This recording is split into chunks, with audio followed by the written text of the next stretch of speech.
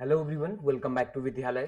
तो आज की इस वीडियो में हम कुछ क्वेश्चंस पे काम करेंगे एसिम्पटोट से रिलेटेड। ठीक है, तो कुछ बेसिक क्वेश्चंस तो बता दिए गए हैं किस तरह से आपको एसिम्पटोट फाइंड करना है। मोस्ट ऑफ द क्वेश्चंस बन जाएंगे उस प्रीवियस वीडियो से, लेकिन आपका अगर क्वेश्चन थोड़ा सा हटके आता है, चीजें किस तरह से करनी है आपने वो देखना है। ठीक, सबसे पहले आपका क्वेश्चन देख लीजिए कि find all the asymptotes of the curve y cube minus x y square minus x square y plus x cube plus x square minus y square minus one equal to 0। तो अब आपने क्या करना है, सबसे पहले क्या करना पड़ेगा, फाइंड m। दूसरा काम होगा हमारा c फाइंड करने का। तो अब देखो सिचुएशन क्या बता रहा हूं। सबसे पहले आपका जब फाइंड आप क्या करते हैं c, तो आपने ध्यान दिया होगा c इंटू फाइव, अगर एक क्यूबिक है तो five three dash m plus five two m is equal to 0 हम ये पुट कर लेते थे। ठीक है, यहां तक तो शायद कोई प्रॉब्लम नहीं थी। लेकिन अब क्या होता है, ध्यान से सुनना। अगर आपका किसी दिन ये टर्म 0 आ जाए, यानी फाइव थ्री डैश एम वाला टर्म 0 आ जाए और बाद वाला टर्म 0 ना आए, तो c की जो वैल्यू है ना, समथिंग फाइनाइट अपॉन क्या आ जाएगा, 0। और समथिंग फाइनाइट अपॉन 0 में क्या हो जाएगा, c क्या बन जाएगा, इन्फिनिटी। तो ऐसे केस में आपका जो सॉल्यूशन है, जो एसिम्पटोट है, वो आपका एग्जिस्ट नहीं करेगा, डज नॉट एग्जिस्ट। ध्यान देना इस बात पर, डज नॉट एग्जिस्ट। कब? जब c का कोफिशिएंट 0 हो जाएगा, बट ये प्लस वाला जो पार्ट है वो नॉट इक्वल टू 0 है, समथिंग फाइनाइट आ रहा है वो। ठीक, तो ऐसे केस में आपने ध्यान देना है कि आपका c जो टर्म आएगा, यानी कि जो एसिम्पटोट होगा, वो डज नॉट एग्जिस्ट में आ जाएगा। दूसरा केस, अगर फाइव थ्री डैश एम की वैल्यू भी 0 आ गई और फाइव टू एम की वैल्यू भी 0 आ गई, तो ऐसे केस में क्या आ जाएगा, देखो c into zero plus zero equal to 0 type. तो ऐसे केस में आपका इस पर्टिकुलर फॉर्मूले से, जो फॉर्मूला मैंने लिखा है आपको, इससे सॉल्यूशन नहीं निकलेगा। सॉल्यूशन एग्जिस्ट करेगा पर इससे सॉल्यूशन नहीं निकलेगा। तो उसके लिए हमें क्या करना पड़ेगा, एक स्टेप आगे बढ़ना पड़ेगा। अब वो फॉर्मूला क्या है, मैं उसको इस पर्टिकुलर क्वेश्चन में आपको समझाता हूँ कि उसमें कैसे आपने क्वेश्चन करना है। क्लियर? स्टार्ट करें फिर। चलिए, थोड़ा सा चीजें समझ आ गई होंगी कि ये फॉर्मूला आपका वैलिड है, लेकिन आपका कभी कभी इस फॉर्मूले से काम नहीं चलेगा, तो अगले फॉर्मूले के पास हमें जाना पड़ेगा उस टाइम पे। ठीक है, चलो फिर स्टार्ट करें, नेक्स्ट टर्म की बात कर लेते। ठीक, तो देखो यहां से हम क्या निकाल लेंगे, सबसे पहले find the value of m। और m निकालना बहुत मुश्किल काम नहीं है मेरे ख्याल से, सभी को आ गया होगा ये चीज समझा। ठीक, अब चलो यहाँ से ढूंढ लेते, फाइव थ्री एम ढूंढ लेते पहले। फाइव थ्री एम की वैल्यू कितनी है, फाइव थ्री एम की वैल्यू बात करूंगा तो क्या करना है आपने, थर्ड डिग्री की जितनी भी टर्म्स दिख रही हैं उनमें m की x की जगह 1 रखेंगे और y की जगह आप क्या रखेंगे, m रखेंगे। करेक्ट? और जो डायरेक्टली इस वीडियो को चेक करा, तो प्लीज प्रीवियस टू वीडियोज को चेक करके आ जाओ, उसके बाद ये चीज आपको समझ आ जाएगी। ठीक है, ये क्या बन जाएगा, M cube minus M square minus M plus one, ऐसा बन जाएगा। करेक्ट?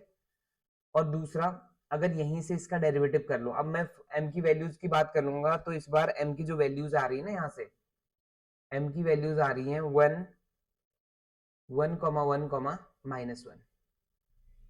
ठीक, तो वन वन और माइनस वन आ रहा है m की वैल्यूज, तो यहाँ आपको इसको सॉल्व करके तो पता चल जाएगा किस तरह से m की वैल्यू ढूंढनी। ठीक, अब निकाल लो फाइव थ्री डैश m की वैल्यू निकालो, कितना आ जाएगा ये, three M square minus two M minus one.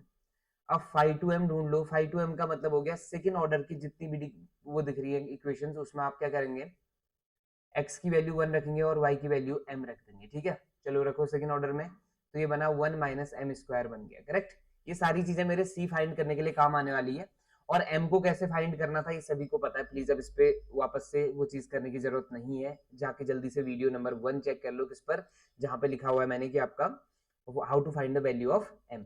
ठीक है, वही चीज यहाँ पे काम करने वाले। चलो आ जाओ फिर। तो c की वैल्यू फाइंड करने के लिए हम क्या करेंगे, सबसे पहले हमने लगाया five three C five three dash M plus five two M is equal to 0। इसमें वैल्यू पुट की तो सी ऐसे रहा, फाइव थ्री डैश की वैल्यू रख दो, कितना है, three M square minus two M minus one, और प्लस फाइव टू डैश की, सॉरी फाइव टू एम की जो वैल्यू है वो है one minus M square equal to 0। तो अब eight M is equal to one पे आते हैं, तो ये बन गया c इंटू वन रखने पे कितना आ गया, थ्री माइनस थ्री, ये 0 बन गया शायद, है ना।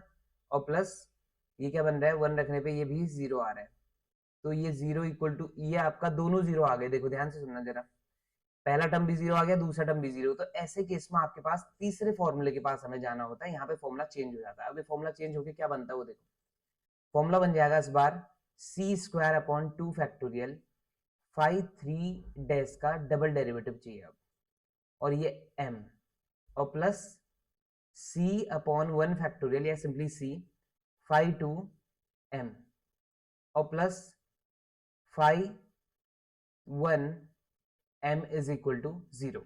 तो फॉर्मूला ये बनेगा इस बार, ठीक है। अब आपने ध्यान देना, फाइव 1 m का मतलब हो गया 1 डिग्री में आपने क्या रखना है, हर जगह जहां जहां x होगा वहां आपने क्या पुट करना है, 1 पुट करना है, और जहां y होगा वहां m पुट करना है, करेक्ट। अब ये आएगा फॉर्मूला, क्लियर हो गया इतना।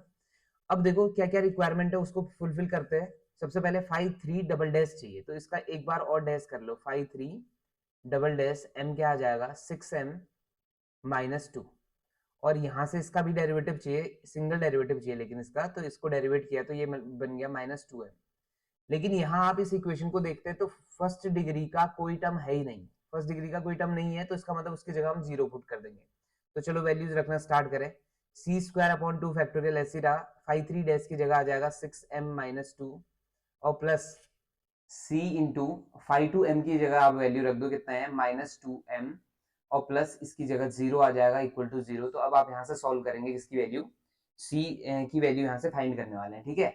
अब यहाँ पे एक चीज और ध्यान दो कि किसके लिए काम करना था, एट एक्स इक्वल टू क्या, at M equal to sorry 1, तो एट एम इक्वल टू 1 रखते हैं इसमें। तो अब क्या बनने वाला है, देखो सी स्क्वायर बाई 2 लिख सकता हूँ मैं इसको, 2 फैक्टोरियल अगेन 2, और ये बन जाएगा 6 माइनस 2 कितना हो जाएगा 4, और माइनस 2c इक्वल टू क्या आ गया 0। तो यहाँ से जब मैं इसको सॉल्व करता हूँ तो 2 से 2 कैंसिल आउट हुआ ट्वाइस, और 2c आपका कॉमन आ गया, अंदर क्या बचा c माइनस 1 इक्वल टू 0। तो यहाँ से c की जो वैल्यूज आई वो क्या क्या आ गई, 0 और 1 वैल्यूज आ गई, c की दो वैल्यूज मिल गई हैं, क्लियर हो गया। तो देखो दो 1 के करस्पॉन्डिंग आपको समझ आ गया होगा, c की वैल्यू मिल गई हमें क्या 0 और 1, ठीक, इतना क्लियर है।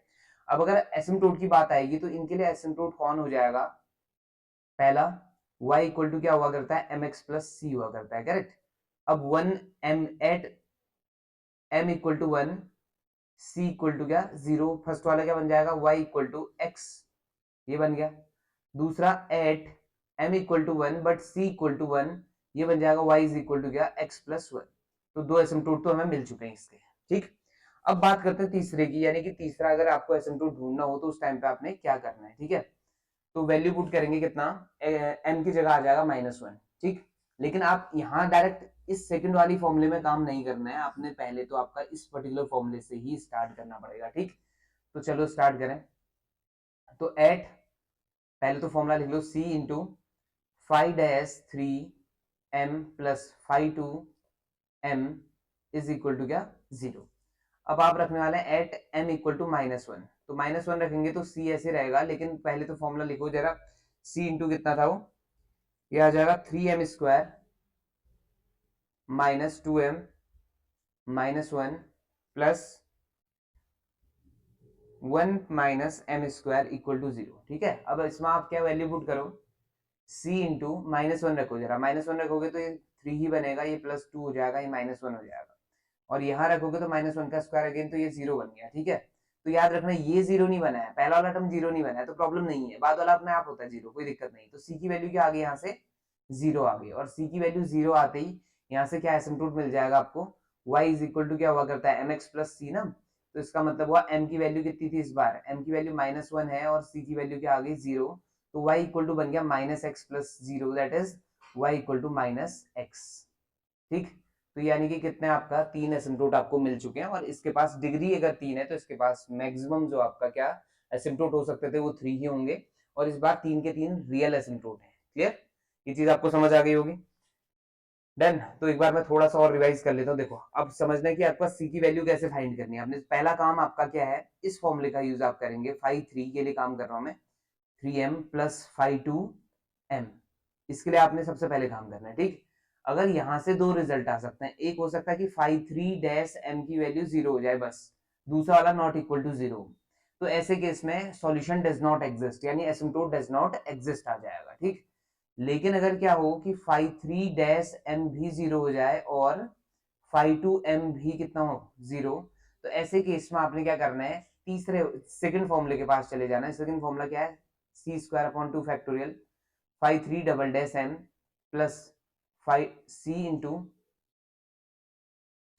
फाइव टू डैश एम और plus five one m equal to 0। और इसमें भी अगर मान लो तीनों जीरो आ गई, ये टर्म भी जीरो आ गई, ये टर्म भी जीरो आ गई, ये टर्म भी जीरो आ गई, तो आप अगले में इसके पास चले जाओ, c cube upon 3 factorial into 5 3 triple dash M plus c 5 2 double dash M plus 5 1 single dash m, इस तरह के टर्म, ठीक, इक्वल टू 0। और अगर पावर 4 वाला हुआ तो पावर 4 के लिए क्या करना, C3 अपॉन 3 फैक्टोरियल 5 4 डैश आ जाए, 3 डैश आ जाएगा यहाँ पे m के साथ पावर 4, ठीक है, प्लस एंड सो ऑन। तो फॉर्मूला इस तरह से आपका क्रिएट हो सकता है, इतना समझ आ गया होगा, ठीक। मैक्स टू मैक्स आपसे या तो ये क्वेश्चन पूछा जाएगा या ये क्वेश्चन पूछा जाएगा, इसके अलावा क्वेश्चन आपसे रेयरली ही पूछा जाएगा, ऐसा नहीं होने वाला, क्लियर। ये क्वेश्चन शायद आपको समझ आ गया होगा। अगर वीडियो पसंद आ रहा है तो please do like share and subscribe. आपसे मिलेंगे नेक्स्ट वीडियो में एक छोटे से ब्रेक के बाद। Thank you so much for watching.